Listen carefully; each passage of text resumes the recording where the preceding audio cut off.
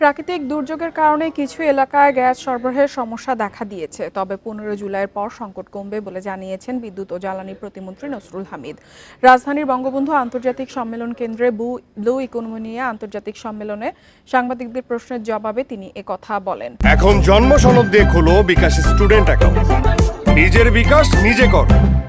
সম্মেলনে পরিকল্পনা মন্ত্রী বলেন, সমুদ্র অর্থনীতির সম্ভাবনা কাজে লাগাতে বাংলাদেশকে দেশি বিদেশি প্রতিষ্ঠানের সঙ্গে অংশীদারিত্ব জোরদার করতে হবে, কারণ এখানে শুধু বড় অঙ্কের বিনিয়োগ নয়, উন্নত কারিগরি জ্ঞান ও অভিজ্ঞতা বিনিময় গুরুত্বপূর্ণ। এ সময় বলা হয়, দেশের উপকূলীয় এলাকায় 3 কোটির বেশি মানুষ বাস করে, তাই দারিদ্র্য বিমোচনে বড় ভূমিকা রাখতে পারে সমুদ্র সীমা।